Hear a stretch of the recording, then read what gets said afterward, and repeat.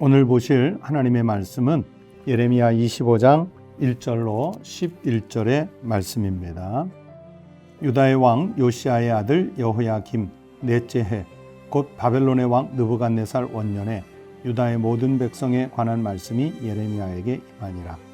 선지자 예레미야가 유다의 모든 백성과 예루살렘의 모든 주민에게 말하여 이르되 유다의 왕 아몬의 아들 요시야 왕 13째 해부터 오늘까지 23년 동안 여호와의 말씀이 내게 임하기로 내가 너희에게 꾸준히 일렀으나 너희가 순종하지 아니하였느니라. 그러므로 여호와께서 그의 모든 종 선지자를 너희에게 끊임없이 보내셨으나 너희가 순종하지 아니하였으며 귀를 기울여 듣지도 아니하였도다. 그가 이르시기를 너희는 각자의 악한 길과 악행을 버리고 돌아오라. 그리하면 나 여호와가 너희와 너희 조상들에게 영원부터 영원까지 준 그 땅에 살리라. 너희는 다른 신을 따라다니며 섬기거나 경배하지 말며 너희 손으로 만든 것으로서 나의 노여움을 일으키지 말라. 그리하면 내가 너희를 해하지 아니하리라 하였으나 너희가 내 말을 순종하지 아니하고 너희 손으로 만든 것으로서 나의 노여움을 일으켜 스스로 해하였느니라.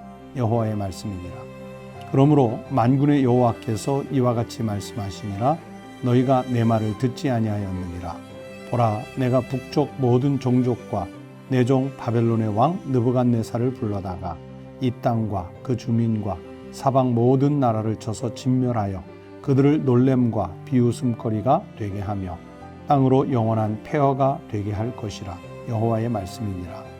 내가 그들 중에서 기뻐하는 소리와 즐거워하는 소리와 신랑의 소리와 신부의 소리와 맷돌 소리와 등불빛이 끊어지게 하리니 이 모든 땅이 폐허가 되어 놀랄 일이 될 것이며 이 민족들은 70년 동안 바벨론의 왕을 섬기리라.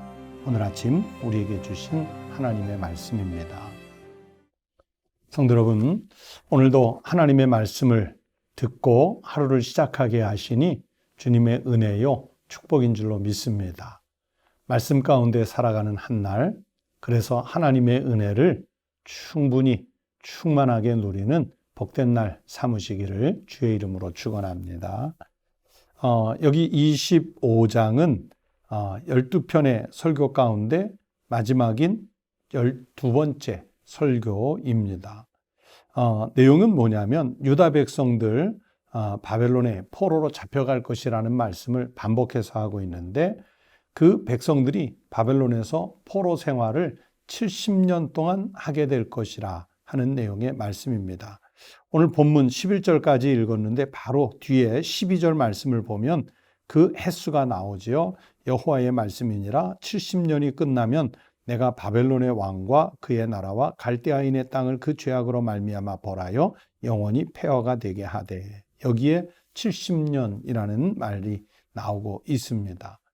그리고 바벨론뿐만이 아니라 열방을 향한 하나님의 심판을 예언하는 말씀이지요.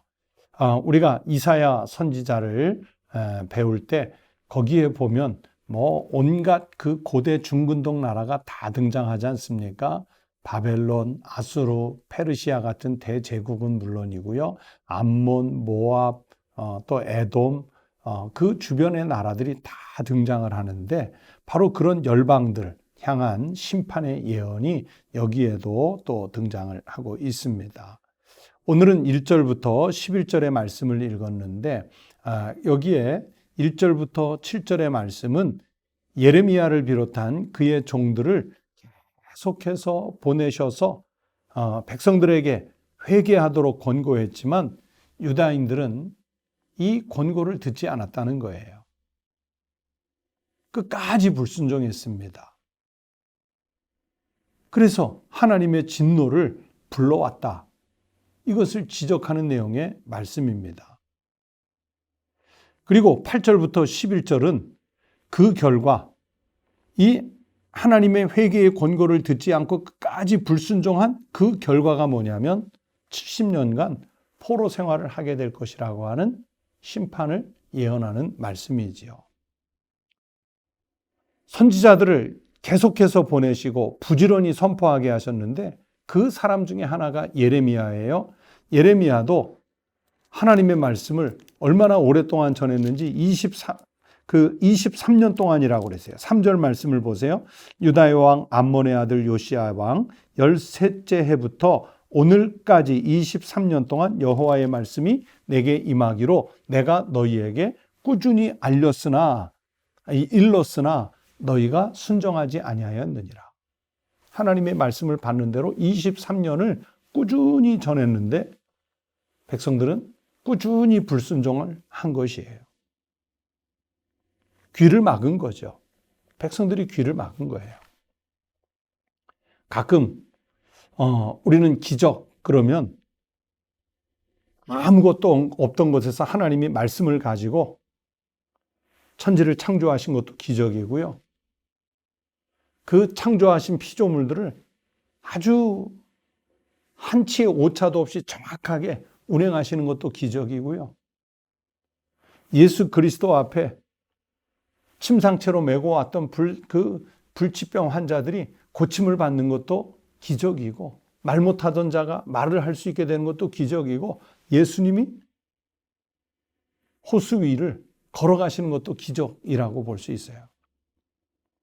그런데 좀 우스운 생각을 하면 교회를 10년, 20년, 30년, 50년 다니면서 하나님의 말씀을 오래 들으셨을 거 아니에요?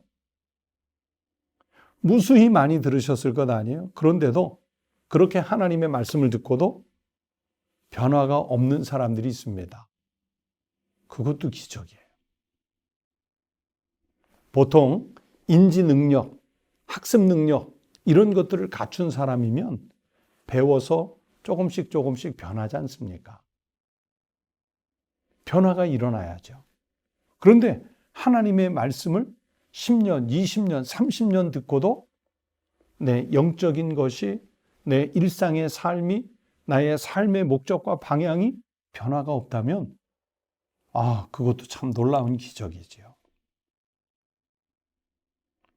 오늘 이스라엘 백성들은 예레미야 선지자가 20년 동안 말씀을 선포했고요. 23년 동안이나 예레미야 선지자뿐만이 아니라 그 시대에 위대한 선지자들을 계속 보내셔서 꾸준히 말씀을 일러주시죠. 그런데도 순종하지 않았어요. 그래서 훗날 하나님께서 나라를, 백성들을 심판하신다면 그 심판을 받은 책임은 누구에게 있느냐? 바로 불순종한 자신들에게 있는 것입니다. 누가복음 16장에 보시면 우리가 잘 아는 예수님의 그 유명한 비유, 부자와 나사로의 비유가 있어요. 부자는 이 땅에 살 때는 왕들처럼 살았죠. 자기가 누릴 수 있는 것을 마음껏 누리면서 살았어요. 그런데 죽어서 지옥에 갔고 거기에서 너무 고통스러우니까 하나님께 호소하지요. 저 나사로를 보내서 너희들 좀 바르게 살아라. 말씀대로 살아라. 좀 깨우쳐져서 내 형제들만이라도 이곳 지옥에 오지 않게 해달라고 그렇게 해달라는 요청을 해요. 그런데 하나님께 받아들여지지 않습니다. 아니, 그동안 모세를 보내고 무수한 선지자들을 보내서 깨우쳤는데도 안 들은 사람이 자기 집 문간에서 빌어먹고 살던 그 거지 나사로가 돌아와서 천국 가야 됩니다. 하나님을 믿어야 됩니다. 말씀대로 살아야 합니다. 여러분, 그 말 한다고 과연 그들이 받아들이겠어요? 모세도 어떤 선지자도 해내지 못한 일인데. 아마 이들은요, 나중에 심판을 받으면 자신들에게 신앙을 제대로 전승해 주지 않은 부모 탓할는지 몰라요. 교회 목사님 탓할는지 몰라요. 믿음의 선배들을 탓할는지 몰라요. 아니, 내가 곁길로 갈 때, 내가 말씀대로 순종하지 못할 때 좀 호되게 채찍질을 해서라도, 초다를 들어서라도, 강하게 꾸짖으면서라도 날 좀 붙잡아 주지 그랬느냐. 말씀으로 이끌어 주지 그랬느냐. 아마 그렇게 원망할지 몰라요. 하지만 심판을 받으면서 어느 누구도 탓할 수 없습니다. 자업자득이라는 말이 있죠. 자신들이 불순종해서 자신들이 그 심판을 받는 것이기 때문입니다. 그래서 이 말씀을 보면 하나님은요, 어느 날 갑자기 심판하시는 것이 아닙니다. 하나님은 충분한 회개의 기회를 주신 후에 심판을 하시는 거예요. 그렇기 때문에 우리는 핑계할 수 없습니다. 우리는 하나님의 심판에 이의를 제기할 수 있는 자격조차가 없습니다. 그러면 어떻게 해야 되겠습니까? 회개의 기회가 주어졌을 때 가장 좋은 길은 신속하게 자복하는 거예요. 하나님 앞에 무릎 꿇고 허리를 숙이고 자신의 죄들을 고백하면서 용서를 구하는 것이죠. 그러면 하나님은 회복할 수 있는 은혜와 기회를 주실 줄로 믿습니다. 그리고 또 이 말씀에서 포로 기간을 70년으로 한정했다는 게 하나님 은혜입니다. 이들이 지은 죄를 생각하면요, 70년이 아니라 700년 징계를 받아도 말씀드린 대로 핑계할 수 없고 이의를 제기할 수 없을 거예요. 그런데 하나님은 징계는 짧게 하시고 하나님의 은혜는 영원 무궁하게 주시는 자비의 하나님이시라는 것을 보여주고 있습니다. 우리가 역사 속에서 잘 아는 공리주의 철학자 존 스튜어트 밀이라는 분이 있죠. 이 존 스튜어트 밀이 이런 말을 남겼습니다. 인간성이 드러낼 수 있는 모든 선은 순종 속에 포함되어 있다. 모든 선한 것은 순종 속에 포함되어 있다. 누구에게 순종할까요? 하나님께 순종하는 것이죠. 그러면 하나님은 징계는 짧게 하시고 은혜는 영원 무궁하도록 주시는 자비의 하나님이신 줄로 믿습니다. 그 하나님이 나의 하나님이 되시는 거예요. 그러므로 우리는 하나님의 뜻에 순종할 때 선한 의지가 드러나고 구원의 역사가 일어나게 될 줄로 믿습니다. 성도 여러분, 하나님이 오늘 하루 우리가 생명을 유지해서 지속해서 살아갈 수 있는 은혜를 주셨습니다. 또 하나님이 언제 우리를 하나님 나라로 부르실는지 우리는 예측할 수 없지만 하나님께서 주신 생명이 있는 동안 오늘 하루는 물론이고요. 남은 생애 동안 회개할 기회가 주어졌을 때 신속하게 회개하고 하나님이 은혜와 자비를 베푸실 때 그것을 사모하며 순종으로 받을 수 있는 믿음을 준비한 성도들이 되시기를 바랍니다. 그렇게 살 때 하나님은 우리를 하나님의 백성으로, 천국 백성으로 예수 그리스도께서 미리 예비하신 아버지의 집 거처로 우리를 받아주실 줄로 믿습니다.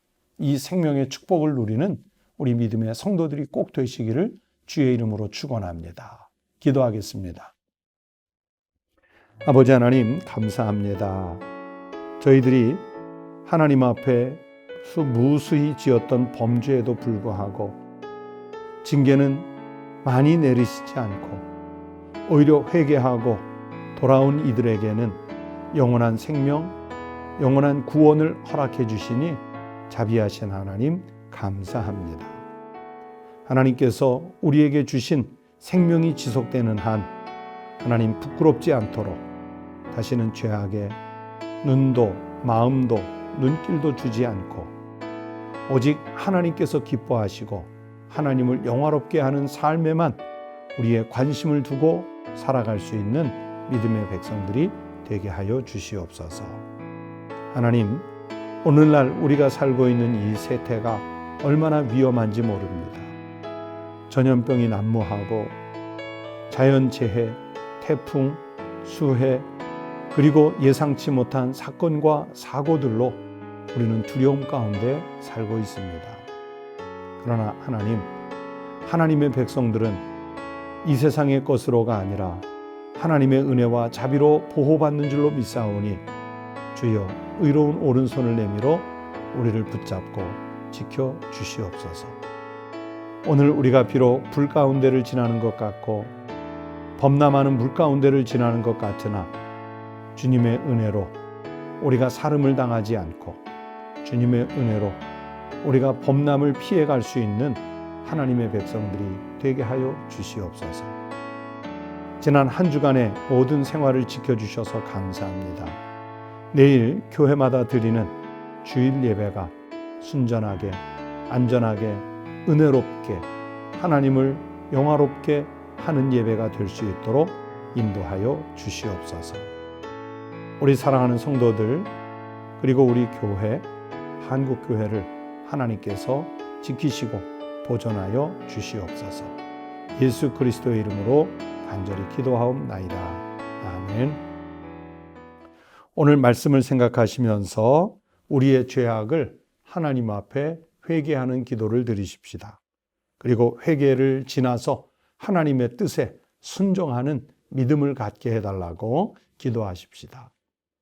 그리고 오늘 토요일 아침에 지난 한 주간 하나님께서 우리를 강건하게 안전하게 지켜주신 은혜들에 감사하면서 감사의 기도, 일일이 감사의 내용을 찾아서 감사의 기도를 드리십시다. 그리고 내일 주일날 우리 교회도 이제 많은 성도들이 와서 예배를 드리고 한국교회도 예배를 드려야 하는 날인데 모든 교회들마다 주일 예배가 온전하게 드려질 수 있도록 기도하시기 바랍니다. 우리 예배당을 찾는 성도들의 안전과 평안을 위해서, 말씀의 은혜를 위해서, 또 말씀을 선포하는 목회자 그리고 안내하느니 교회의 모든 봉사자들 위해서도 기도해 주시기 바랍니다. 이 시간 다 함께 기도하시겠습니다.